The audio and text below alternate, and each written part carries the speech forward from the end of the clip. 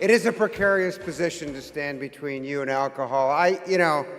As a rule, I like to generally don't precede refreshments. That's my rule. Generally, don't precede refreshments. I try to memorize that rule, and I found the best way was to just remember the acronym.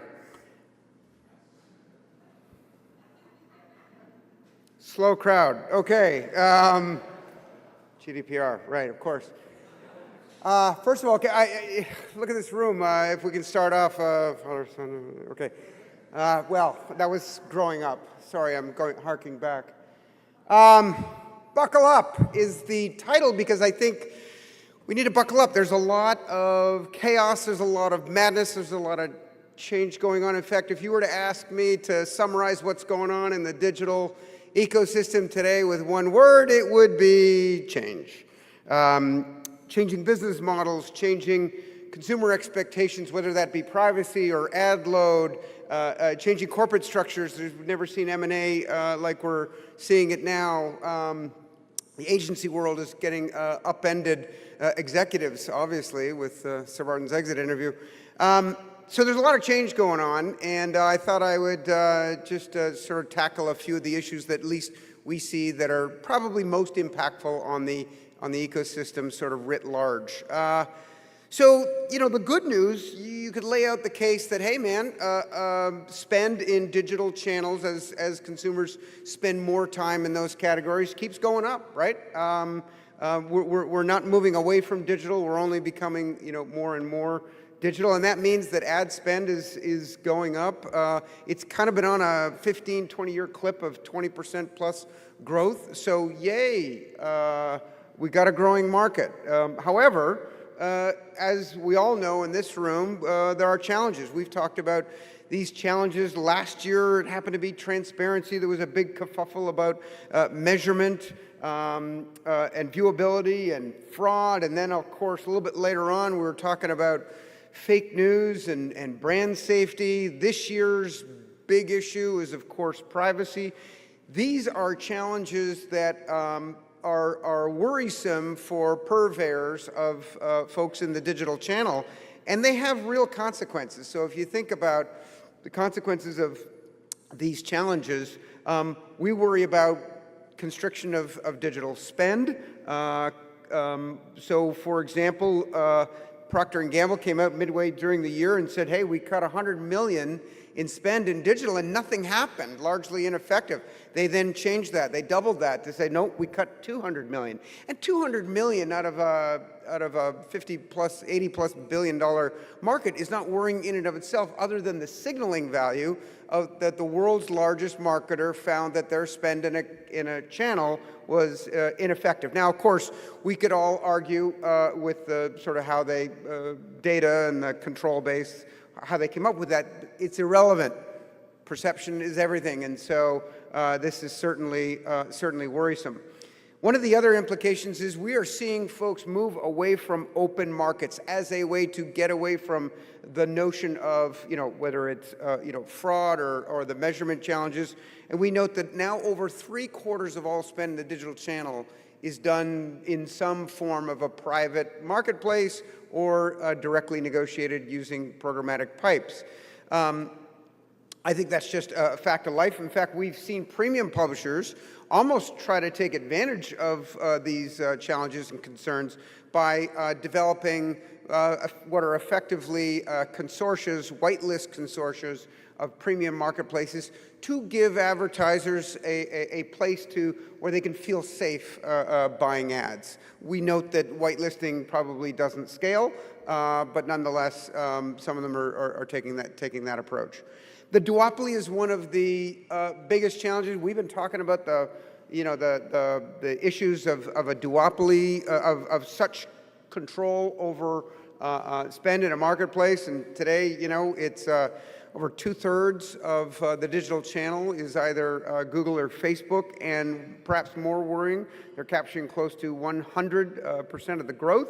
I joked with my colleagues the other day, I said if this trend continues, it's going to get really easy to make LUMAscapes in the future, and maybe save on some ink.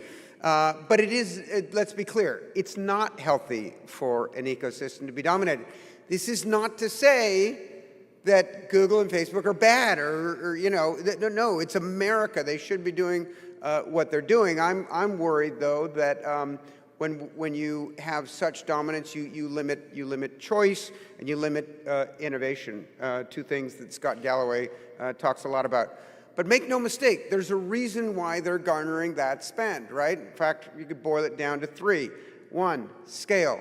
Two, first-party data. We're going to talk more about that. And third is performance. Folks, marketers are not funneling dollars to Facebook because Carolyn Everson is a great salesperson. Don't get me wrong. Carolyn Everson is an excellent salesperson. However, it's working. So it's best to sort of take a look at what are they doing, and of course, you know, everybody in this room is not going to be able to cobble together 2 billion simultaneous users, but let's look at the other elements and see what others can do, so we can learn from the folks that are, you know, grabbing all that share and try and get some for ourselves. Obviously, the privacy issue came to fore with, of course, the 8 days away from GDPR, and 2 months ago, the Cambridge Analytica scandal coming to the fore. You know, when it comes to GDPR, we know very little. We know, it feels like Y2K, right? We know the date of imposition, right, May 25th, and we know the consequences of being, how severe the fines can be in terms of if we're caught doing something wrong. What we don't know is pretty much everything else. The categorizations that companies will be allowed to pursue, the consent mechanics required to get consumers to opt in, the consent adoption, and what that'll look like, because let's face it, that comes down to a value proposition. If you have a relationship with the user and you're saying, hey, you want to do this, well, give me the consent and we'll swap value propositions. Much easier when they're getting something for free. A little bit harder, obviously, if you're in the B2B world or you just happen to be a publisher whose site they landed on but don't have a relationship with. And then finally, probably the biggest unknown is enforcement. So it turns out that in the EU, if you're talking about something like antitrust, that's centered around Marguerite Vestager in Brussels, unified team, unified approach towards the market. As we've seen, she's been very effective. The exact polar opposite is the case with GDPR. Not only is it done on a country-by-country basis, it's not unified, even within countries. Germany has 16 different regions that will adjudicate GDPR violations. And here's my hit. I'm by no means a GDPR enforcement expert, but let me give you, TK's guidance to who's likely going to get dinged first, or who isn't. It isn't going to be a German company, okay? Surprise, surprise. Probably isn't going to be a French company either. Probably not the UK, since they're leaving the EU. That leaves, Italy sort of doesn't matter. It's probably Holland or America, and if I had to bet, I'd say they go with an American company. Let's see. Are they going to ding a small company that nobody's ever heard of? Nah, not worth it. It won't have the disincentive value, plus the revenues are not high enough. Nor, I don't think, will they go after the Facebooks and the Googles of the world. They'll fight them with thousands of lawyers. So my guess is they go after someone who's not Facebook and Google, but someone who's not a private company that has significant revenues, so the threat of what they could do is severe. And I don't know. We're in a room that was formerly a religious institution. I mean, if I had to take a guess, you'd have to take an oath not to say it out loud. But I mean, think about it, right? Verizon's got all that data. Anyways, who knows? I have no idea who it would be. But my suspicion is they'll rattle the sabers. Speaking of rattling sabers, the Cambridge Analytica scandal really does send shockwaves, and not because of Cambridge Analytica per se. I mean, I think we can all agree that was an extreme case. Not only were consumers' data usurped without their permission, but then the application of that data was for nefarious purposes, right? Circumventing democracy in our country. So we can all agree, like 100% of people say, no, that's bad. The problem is our politicians, not the most, sharpest knives in the drawer. And the worry is that this issue gets way bigger than just a fix of their problem, but that in fact we get something like some kind of crazy new legislation. The other consequences, accelerating the use of first-party data. By the way, a trend that we've been talking about for some time, but we think this will help accelerate that.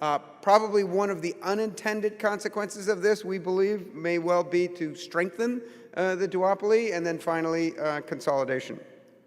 So I don't know about you, but if you caught any of that congressional or senatorial testimony, it's one thing is very, very clear is that our politicians don't have a clue.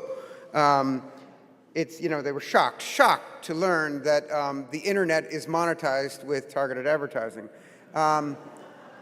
So the notion that we're going to get any kind of comprehensive legislation from the feds, we think is not going to happen. I mean, we'll probably get pablum, right? We'll get some law so that the politicians can say, oh yeah, we got Facebook to agree that, if you want your data back, they'll send you your data, which of course they already do.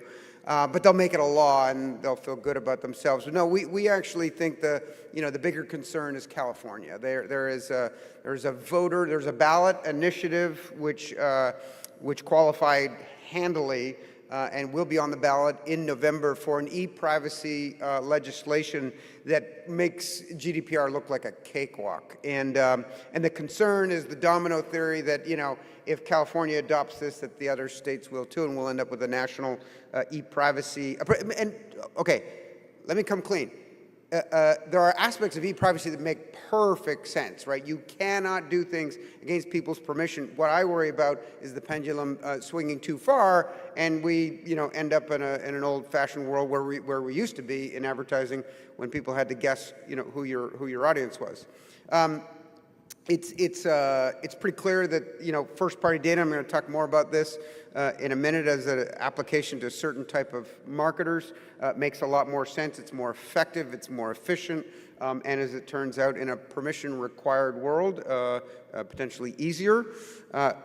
The strengthening of the duopoly, we've noticed that just in the last 2 months, with GDPR coming and after all this sort of scandal came out around Facebook, both Google and Facebook announced initiatives whereby they're essentially, building up the walls on their walled garden. And while some of those actions one could potentially connect to the privacy stuff specifically, a lot of it you could say, I think they're just using it as an excuse to strengthen their business in the marketplace.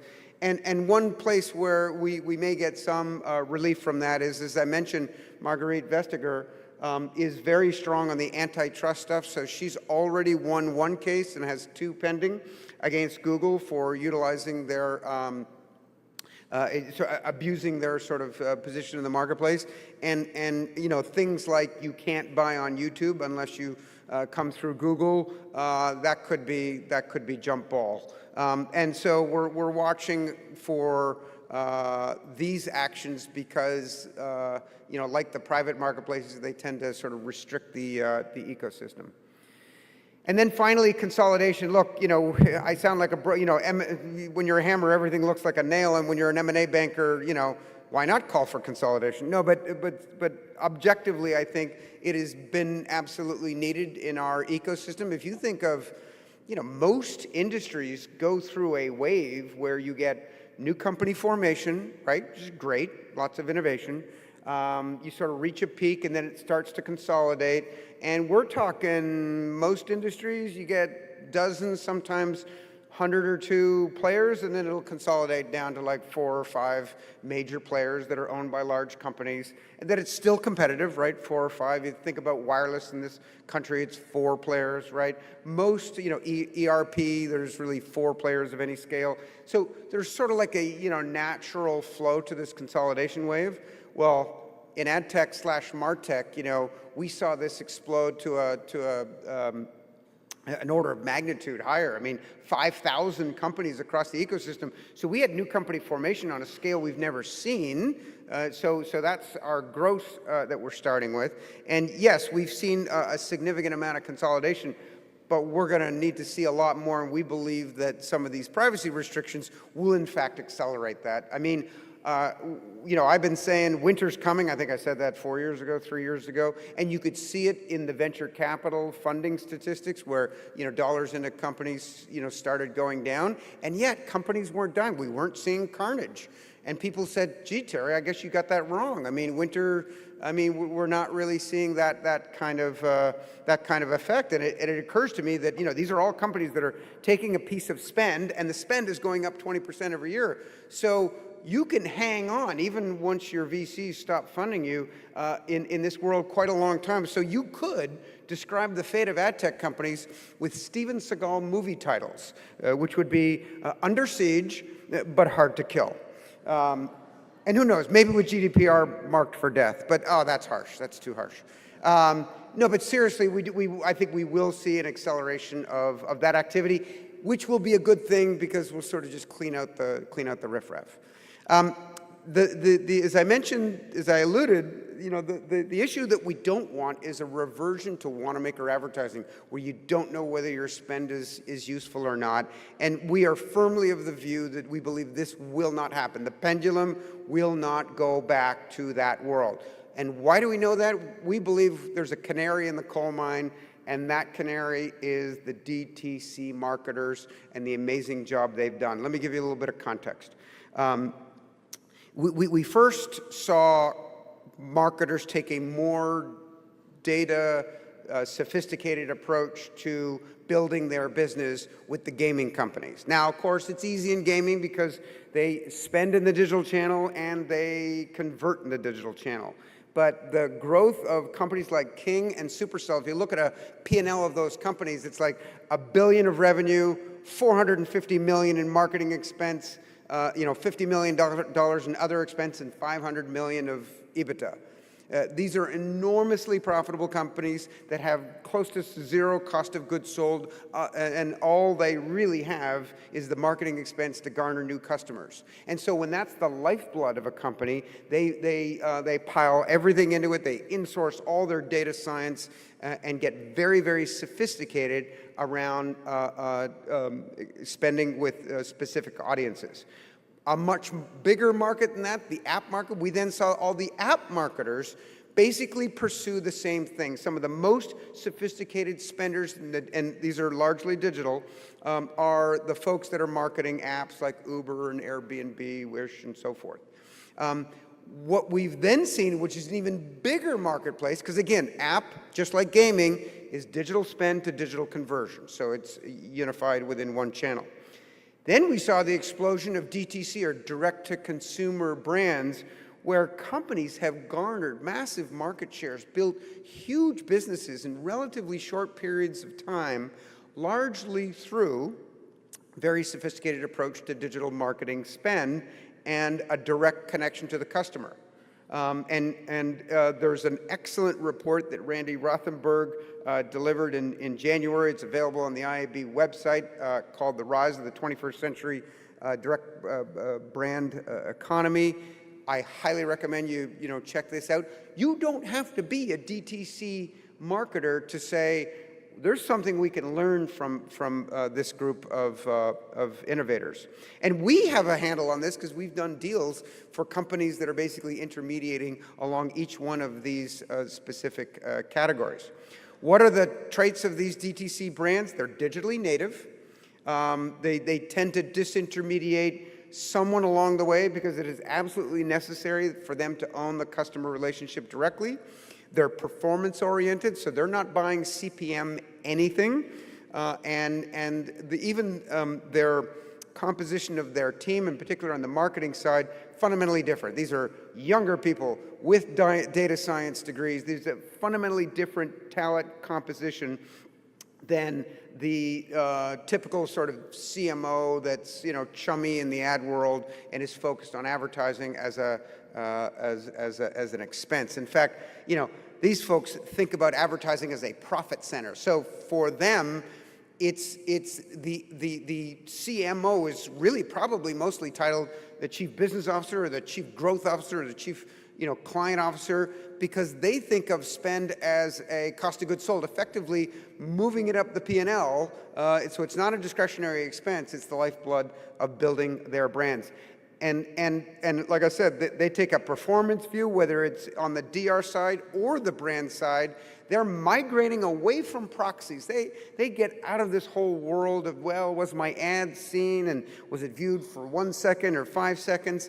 To hell with it. If you've got a performance component in your spend, you don't care about that. All you care about is driving new customers. By the way, the intermediaries that have perfected these models, companies like AppLovin that I indicated earlier, are growing at unprecedented rates. And this is at a time when you know, not everybody's sort of, you know, in that camp. Facebook has benefited greatly. Amazon is in this world. So you want to think about the biggest winners selling CPA advertising, it's those names that are growing in leaps and bounds.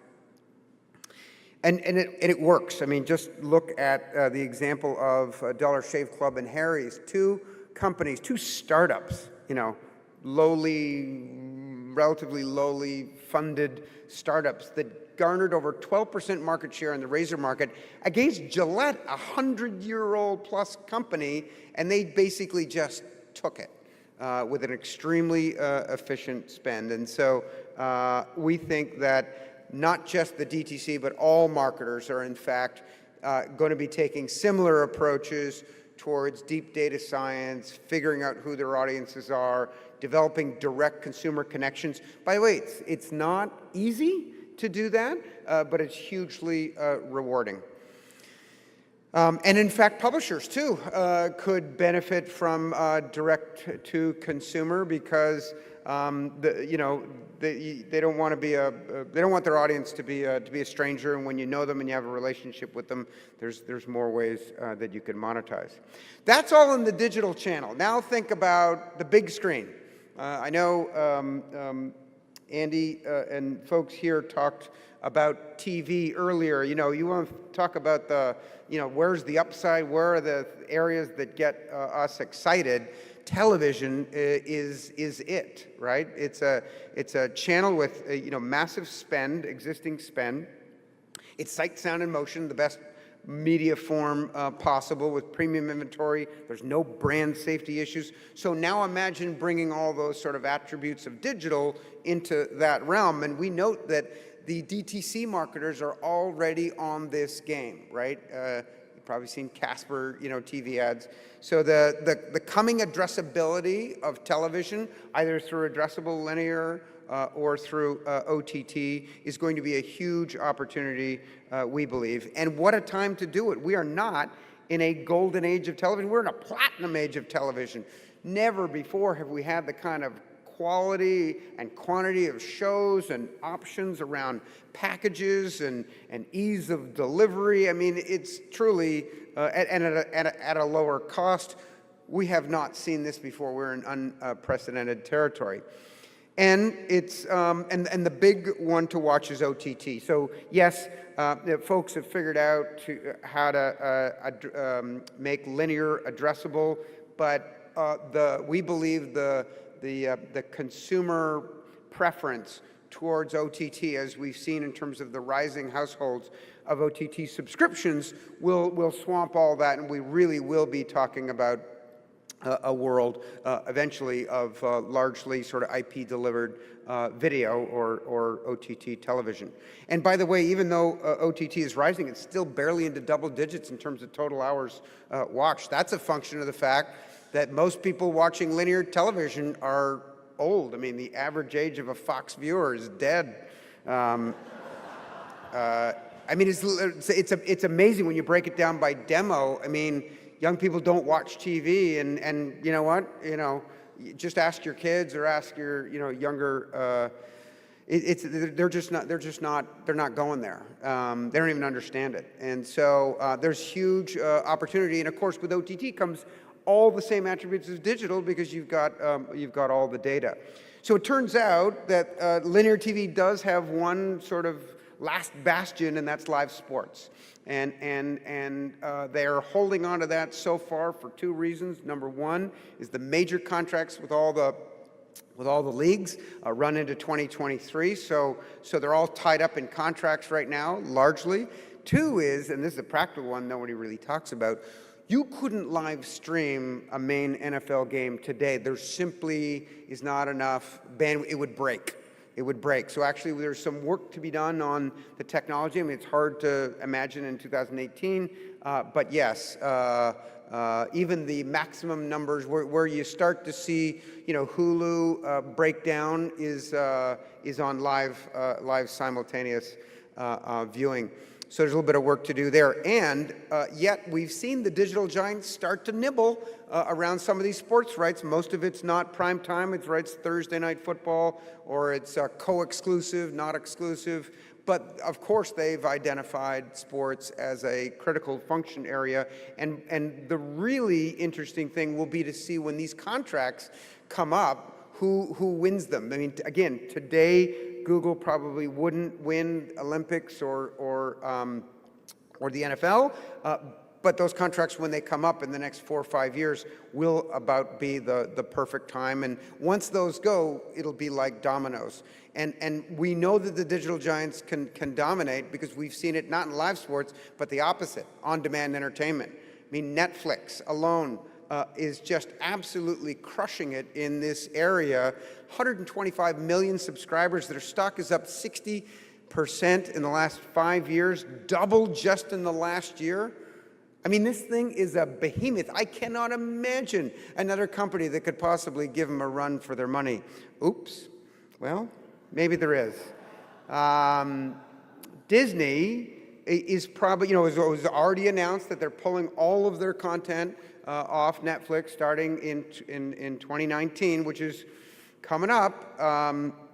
Probably has the combination of the scale, the quality of franchises. If you think about, Disney and Pixar and Star Wars and Marvel, I mean, that's sort of, must-see entertainment for at least a certain age group that could command the potential to build a Netflix or a Disney Flix, a sort of competitor. Plus, bear in mind, this is a media company that, unlike all other media companies that are largely wholesale businesses, this one's a retail business because they have the theme parks, and the merchandise. They have a direct connection to their consumers, almost unlike every other media company. There are some challenges with OTT around fragmentation. You think about your phone. Sometimes you go to the second screen of your phone for apps. When you're clicking through to your OTT apps on the TV, you are not going to the second screen. So the long tail starts early. And then, of course, there's issues around standardization. If you're a marketer and you need to do frequency capping and measure and plan and buy video spend across all current forms, because we're sort of in this transition period right now of linear and addressable linear and OTT and even digital. It's hard, and there is a need, which is another opportunity in the marketplace, for companies that can unify audiences across these different channels. We note that NBC on this very issue announced their initiative to help standardize, because it turns out that the old school measurement folks are not keeping up. And look, it's worth it, right? There's a lot at stake between paid or between ad-supported and subscriber. And by the way, one concern about Netflix is I worry that they're training consumers in an ad-free environment, because once you're used to that, it's hard to go back. We've already seen implications of that with both NBC and Fox announcing at their upfronts lighter ad loads for TV. So net probably a good thing, but nonetheless, that's why you have to take into account the size of the subscription model. So combined, $170 billion. It's a huge market, and like I said, we believe a huge opportunity. And one of the opportunities and implications is we may well see a democratization of TV spend. Today, TV cannot be afforded by most marketers, right? It's an expensive media format. CBS has 200 advertisers. Facebook has 5 million.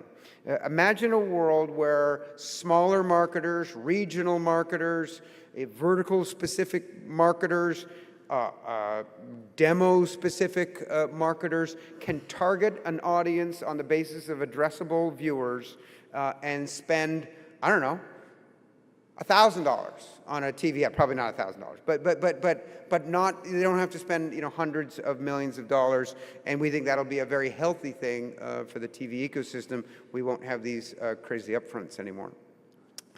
And because it's such a huge market, the digital giants are sort of lining up, right? It almost feels like they're setting up for battle on offense versus defense, where the digital giants basically are focusing on content licensing. They're throwing money at new content and, of course, the user experience, whereas the incumbents in both the content and the delivery and the distribution of traditional TV are relying on sort of regulatory protections, although with Trump, one never knows. He did go after the wrong target, AT&T, for trying to combine with another company and fight the digital giants. I predict the government will lose that case on June the 12th, which they should. And then secondly, M&A. And what do I mean by that? Well, any one of those companies on the right, as big as they may be, are not that big. It's not a fair fight. If you look at these TV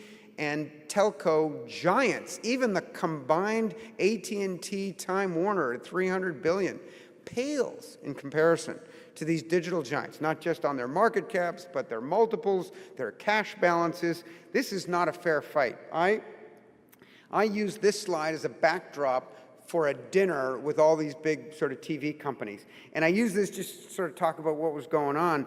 And interestingly, a month later, I was asked to deliver a similar talk in Toronto, which I did. And I thought, okay, I'll make the Canadian version of this slide. That's what that looks like. Wait a second. That and that. It didn't really change much on the left-hand side. By the way, United Kingdom, Germany, Australia, doesn't matter. You go all around the world. Left side of this slide does not change. We are talking about global companies, and the benefit there is one platform, one amortization of all of their spend, as large as it is, across their global audience. So it is a challenge for the folks on the right. And what have they done? They've merged. They've merged like banshees. We've never seen activity like this. Where both horizontal mergers, vertical mergers are being announced. In fact, competitive mergers, over $500 billion in deals on this page alone, and even just since AT&T Time Warner, there are $320 billion worth of M&A deals that are pending, basically in preparation for battle against the digital giants.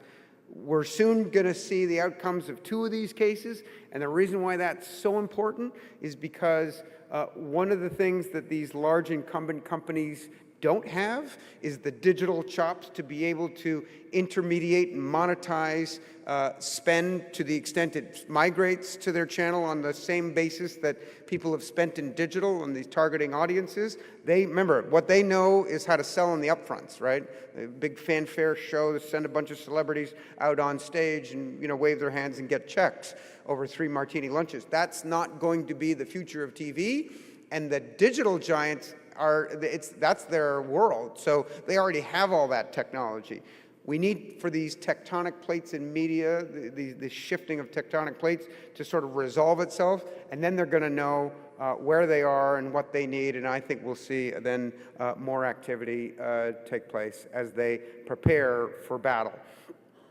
Final note around emerging technologies. There are some promising, interesting things that could really move the needle. Here's 3 that we note: audio and voice, I'm sure you've all seen just how compelling the podcast media format is, a very intimate format, and that's been interesting, albeit not that much scale. Voice is fascinating because it's a gateway to the home and has a connection to commerce that clearly Amazon is tuned in on, so we're watching what's going on there. AI, of course, we think will underpin everything, and let's not overblow this. They're not going to be AI-specific marketing companies. We think it'll be like Intel Inside, where AI becomes a critical component to several aspects of the marketing equation. And then finally, blockchain. Look, it's early days. The biggest issue is what the application is, but the potential application for distributed ledger is huge. So, like I said, early days, we'll see how it develops, but that too could have really limitless potential. And with that, I thank you.